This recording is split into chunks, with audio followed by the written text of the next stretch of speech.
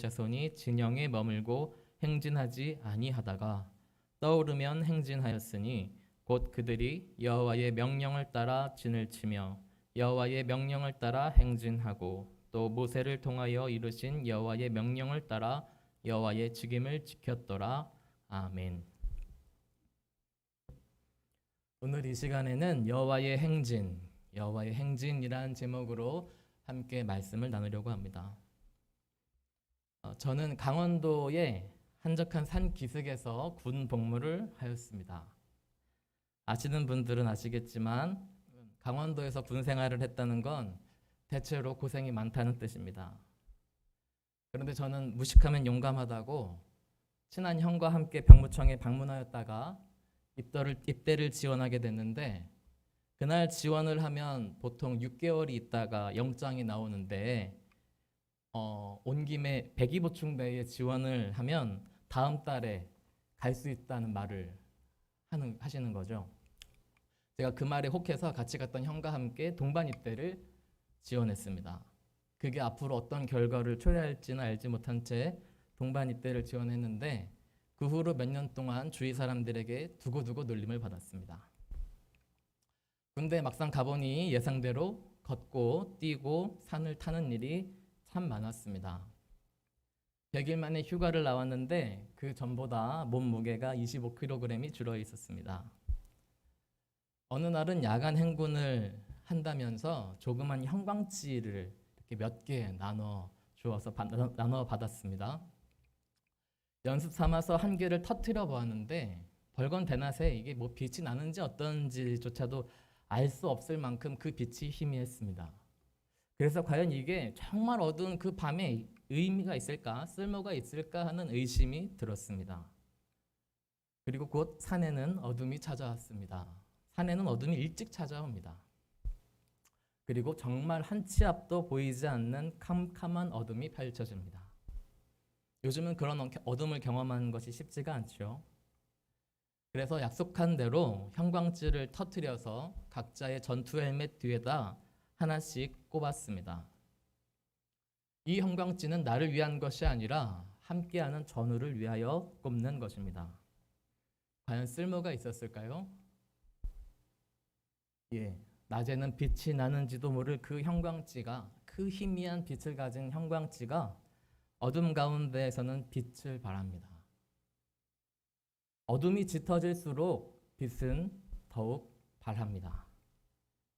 일찍이 신학자 칼바르트라는 사람이 이런 말을 했습니다. 어둠은 존재하는 것이 아니라 빛이 사라지면 어둠이 되는 것처럼 악은 존재하는 것이 아니라 선하신 하나님이 임재하지 않은 상태이다 라고 말이죠. 코로나19와 세계적인 경제 불황과 최근에 일어난 비 피해까지 우리에게 여러 어려움이 일어나고 있지만, 어둠 같은 시간을 보내고 있지만, 그 시간들을 통하여서 우리 그리스도인들이 하나님을 떠나지 않고 하나님의 성전으로서 이 시대를 살아갈 때에 이 땅 가운데에서 하나님의 영광은 더욱더 크게 일어날 줄 믿습니다.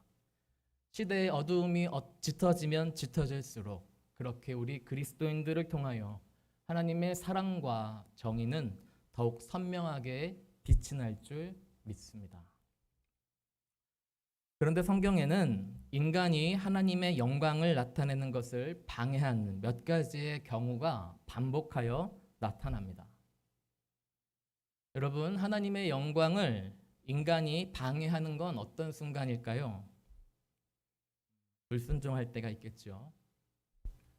하나님께서 이르신 것과 다른 길을 찾을 때도 꼽을 수가 있겠습니다. 그리고 하나님보다 앞설 때도, 인간이 하나님보다 앞설 때도 하나님의 영광을 방해하는 순간으로 꼽을 수가 있겠습니다. 이게 참 어려운 것 같습니다. 신앙생활이요. 하나님보다 느려도 안 되고 달라도 안 되고 빨라도 안 되는 것이죠. 이 모든 것이 집약되어서 잘 나타나는 장면이 광야에서의 이스라엘입니다. 불순종으로는 나아갈 수 없고 다른 길로서는 이룰 수 없고 하나님보다도 앞서서는 결코 한 걸음도 나아갈 수 없는 길이 광야의 길이며 이스라엘 백성들은 그 길을 40년 동안이나 걸어야 했습니다. 그런데 그 길을 그냥 걸은 것이 아니었습니다. 민수기서 9장 22절에서 23절의 말씀에는 이렇게 기록되어 있죠. 이틀이든지 한 달이든지 1년이든지 구름이 성막 위에 머물러 있을 동안에는 이스라엘 자손이 진영에 머물고 행진하지 아니하다가 떠오르면 행진하였으니 곧 그들이 여호와의 명령을 따라 진을 치며 여호와의 명령을 따라 행진하고 또 모세를 통하여 이르신 여호와의 명령을 따라 여호와의 직임을 지켰더라. 여러분, 그들의 광야의 길은 그냥 걸은 것이 아니었습니다. 오직 여호와의 명령을 따라 나아가고 여호와의 명령을 따라 그 길 가운데 머물러야 한 길을 갔던 것이죠. 그렇게 역설적으로 이 광야의 길이 온전해질 때에 이스라엘 백성들이 이 광야의 길을 온전히 지키며 나아갈 때에 나타나는 것은 여호와 하나님의 영광이었습니다. 이 어렵고 힘든 광야의 길을, 이 먹을 것이 하나도 없는 이 광야의 길을 오직 하나님만을 의지하여 나아가고 멈추고 그 하루의 시간들을 반복함을 통하여서 나타나는 것은 이스라엘 백성들의 유능함이나 지혜로움이 아니라 그들을 인도하고 계시는 하나님의 영광이었습니다. 어쩌면 어떻게 보았을 때는 이 힘들고 어렵고 무슨 의미가 있는가 싶은 이 광야에서의 행진들이, 그 순간들이 인간이 믿고 순종하여 나아갈 때에 정말 그 하나님만을 붙들고 나아갈 때에 빛이 났던 것은 오직 하나님이셨습니다. 그리고 하나님은 구름과 불과 큰 대형과 장막이 아닌 하나님의 뜻에 순종하는 사람들을 통하여 밝게 나타난다는 것을 우리 모두가 기억하면 좋겠습니다. 그렇게 하나님은 그들의 왕이시자 온 세상의 왕이시라는 것을 알리실 준비를 하셨습니다. 출애굽기 가운데서는 하나님께서 하나님의 백성의 왕이시라는 것을 나타내시고 앞으로는 온 세상 가운데서도 왕이시라는 것을 알리실 준비를 하신 모습을 담고 있는데요. 그래서 그 모습들이 출애굽기 가운데 잘 나타나 있는데, 그 가운데 하나님께서 하나님의 사랑과 정의가 어디에 있는지, 하나님의 방식이 무엇인지를 나타내시고 세상 가운데 차츰차츰 그것들을 알리실 준비를 하는 모습이 그 광야 가운데서 이루어진 것을 볼 수가 있습니다. 혹자는 40년이라는 시간이, 그 광야에서 보낸 40년이라는 시간이 너무 돌아가고 허비한 것 아닌가 하는 말을 하기도 합니다. 그러나 광야에서 이스라엘 백성들의 모습을 한번 생각해 보시겠습니까? 잠시 전에 말씀을 드렸던 것처럼 어떻게 하면 인간이 하나님의 영광을 가릴 수 있는지의 교본과 마치 교과서와 같이 일어날 수 있는 모든 경우의 사례들을 다 보여주고 있습니다. 그렇기에 하나님은 바쁘십니다. 그런 그들을 이끌고 하나님께서 약속하신 곳까지 가셔야 하기 때문이죠. 그렇게 하나님은 40년이나 된 시간 동안 그런 그들과 하나님의 영광을 방해하고자 하는 그들의 꿈틀거림과 움직임과 함께 하시며 함께 그 40년간 광야에서 머무셨고 마침내 그들을 약속하신 가나안까지 이끌어갔던 것이죠. 그리고 그 40년의 시간들을 통하여서 지금도 2000년이 훨씬 지난 지금까지도 하나님께서 어떠한 하나님이시고 하나님이 하나님의 백성들과 어떻게 동행하시고 인도하시는지를 알려주시고 밝혀주시는, 마치 하늘의 초신성보다도 더 밝게 빛나는 빛으로 온 세상과 역사를 비추고 계시는 것입니다. 그래서 40년이라는 시간이 어떻게 사람의 눈과 인생을 생각하면 긴 시간이지만 전체 인류의 전체와 역사를 생각했었을 때에는 정말 그 반짝임이 온 세상과 역사를 비춘다고도 말할 수 있습니다. 이제는 하나님께서 그 이스라엘 백성들과 함께 광야를 행진하신 세 가지 이유를 간단히 살핀 후에 오늘을 행진하는 그리스도인들로서 우리에게 맡겨진 삶을 돌아보고 함께 하나님의 은혜를 구하고자 합니다. 첫 번째 생각할 것은 이 광야의 목적입니다. 여러분, 이 광야의 목적은 빠르게 도착하는 데 있지 아니하고 하나님과 바른 관계를 회복하는 것에 있었습니다. 아시는 것처럼 이스라엘 백성들은 430년간 애굽에서의 이집트에서의 생활에 젖어 있었습니다. 그렇기에 뿐만 아니라 그 우상과의 밀접했던 문화들, 그 애굽에서의 노예 시간들을 통하여서 그들의 생활과 생활 규범들이 많이 바뀌어 이전과 많이 바뀌어 있었죠. 그렇게 뿐만 아니라 이미 하나님과도 많이 멀어져 있었기 때문에 하나님과의 관계에 있어서도 그 친밀함과 방향들이 많이 다른 것을 볼 수가 있습니다. 하나님께서 이렇게 말씀하시지만 저렇게 알아듣고 이렇게 하라고 하시지만 저렇게 행동하는 이스라엘 백성들의 모습이 출애굽기 가운데 많이 나타나 있죠. 그렇게 하나님께서는 이 광야의 행진을 통하여서 이스라엘 백성들을 다시 하나님의 언약의 백성의 자리로 이끄셔야 했습니다. 그렇기에 한 달이면 갈 수 있는 그 거리를 40년이나 넘어 40년이 되는 시간을 통하여서 걸쳐서 가신 것이죠. 왜냐하면 그 목적지에 빠르게 가는 데 있지 아니하고 하나님과 관계를 바르게 회복하는 데 있었기 때문입니다. 두 번째는 이 광야의 행진에 많은 원칙과 수칙들이 따르고 있는데 정말 많은 원칙과 수칙이 있죠. 출애굽기부터 시작하여서 레위기, 민수기, 신명기에 이르기까지 많은 원칙과 수칙들이 담겨져 있는데 이것들을 생각해 보시면 한 가지씩만 지켜도 어쩌면 생각해 보면 40년이 지나겠다라는 생각이 들 정도로 많은 것들이 담겨져 있습니다. 그런데 이 원칙과 수칙을 세운 이유는 이 행진이 나아감의 성패가 그들이 그 말을 듣고 이례적으로 행하는 것에 있지 않고 그들 깊이, 그들의 내면, 그들의 영혼 깊은 곳까지 그 하나님의 말씀과 뜻을 새기는 것에 있었기 때문입니다. 위급하게 그저 이렇게 하면 하나님이 보호해 주실 거야, 지켜 주실 거야 라는 뜻으로 한 번만 지키면 되는 것이 아니었습니다. 그렇다고 해서 별 생각 없이 아무 생각 없이 그냥 습관적으로 생활하여서 지킬 수 있는 성격의 것들도 아니었습니다. 오로지 마음과 정성을 다해야지만, 온 마음과 정성을 다 기울여야지만 온전히 지킬 수 있는 성격의 원칙과 수칙들이 하나님께서 말씀하시고 그들 가운데 그와 같은 법들을 세우기 시작하셨던 것이죠.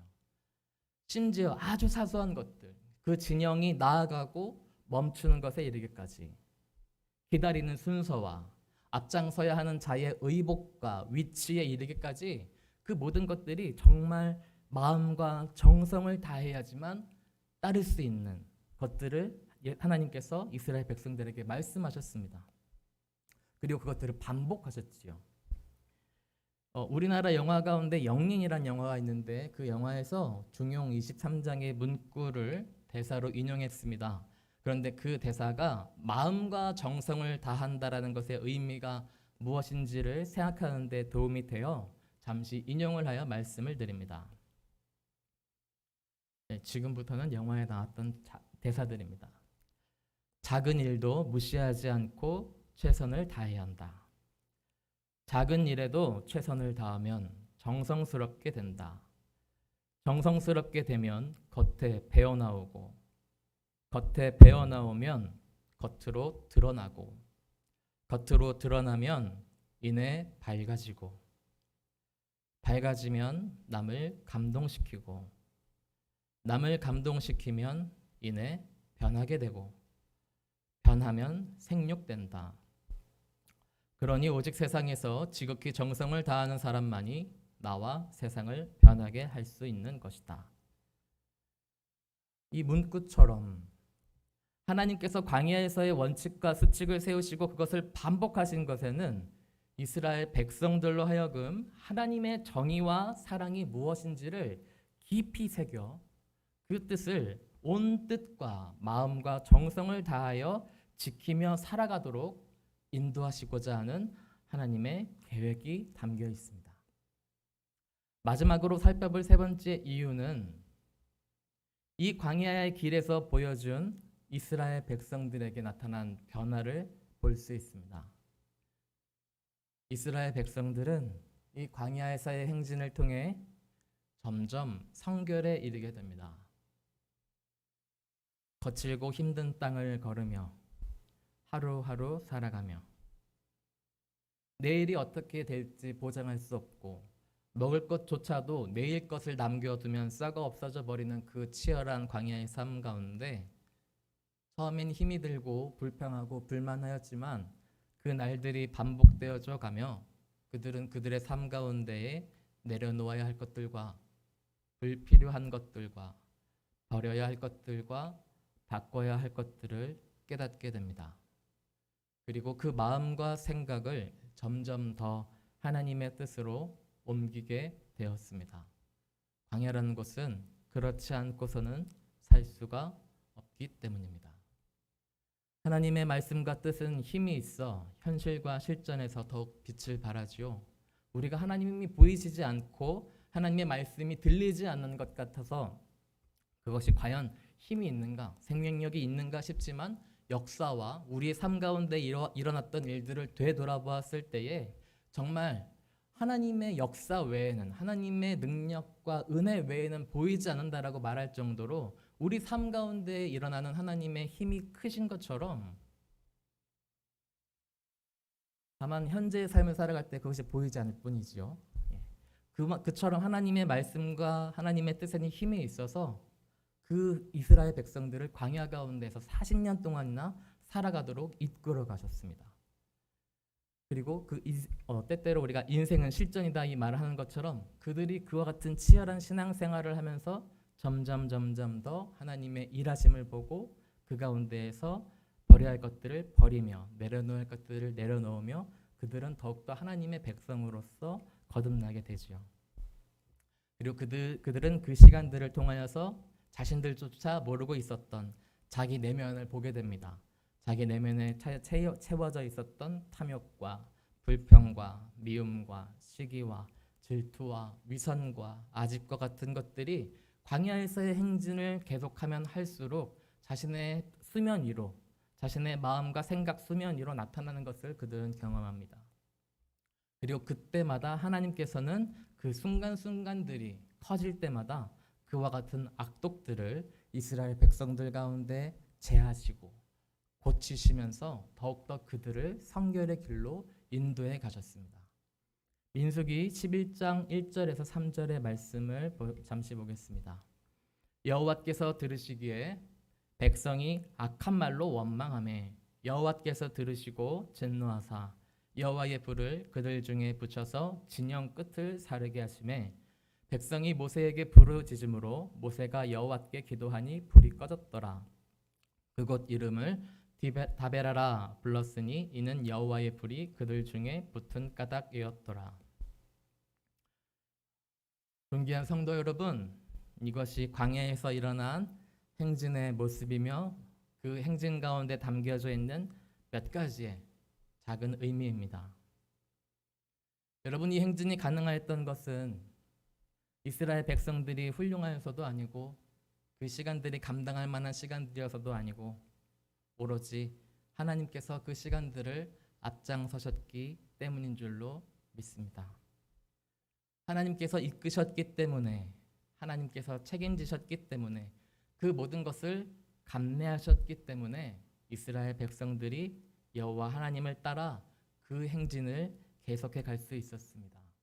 그리고 그 힘들지만 어려운 시간들을 하나님의 백성들이 뒤따를 때에, 하나님의 백성들이 여호와 하나님의 행진을 뒤따를 때에 그들은 점점 하나님과의 관계가 바르게 세워지고 가까워졌으며 하나님의 뜻을 정성껏 따르게 되었고 점점 하나님의 뜻으로 인해, 하나님의 은혜로 인해 성결하게 빛나게 되었습니다. 이처럼 오늘의 삶을 살아가는 우리도 우리 삶에 일어나는 하나님의 앞장서심과 이끄심과 깨우치심 가운데 살아가고 있습니다. 여러분, 이미 우리는 하나님의 인도하심과 하나님의 이끄심과 깨우치심 가운데 날마다 살아가고 있습니다. 이미 우리가 살아가고 있는 삶 자체가 우리의 죽음이, 육체의 죽음이 이르기 전까지의 우리의 삶이 어쩌면 광야의 길이라고 말할 수 있습니다. 매일매일 그리스도인으로서 살아갈 삶은 참으로 고독하고 치열합니다. 하나님을 의지하지 아니하고 살아갈 수 있는 그런 존재는 아무도 없습니다. 교회를 떠나서 나 홀로 내 신앙을 잘 지키며 살아갈 수 있다라고 용감하게 말할 수 있는 자도 없습니다. 그렇게 우리가 이 시간들을 살아가며 우리가 여호와 하나님의 앞장서심을 뒤쫓아가는, 하나님의 행진 가운데 함께 동행하는 하나님의 백성들이 다 되기를 간절히 소망합니다. 그때에 우리의 이 시간들을 통하여 우리는 하나님의 인도하심을 받게 되고, 우리가 그 뜻 가운데 순종하며 살아갈 때에 우리 또한 하나님과 더욱 관계를 맺어지고 가까워지며 하나님의 뜻을 깊이 깨닫게 되고, 마침내는 하나님 앞에서 성결한 존재로 여김을 받아 하나님의 영광을 세상 가운데 나타내는 귀한 은혜가 있을 줄 믿습니다. 오늘도 우리 앞에 앞장서신 하나님을 따라가는 기쁨과 감사가 우리 모두와 함께 하시기를 간절히 소망합니다. 기도하시겠습니다.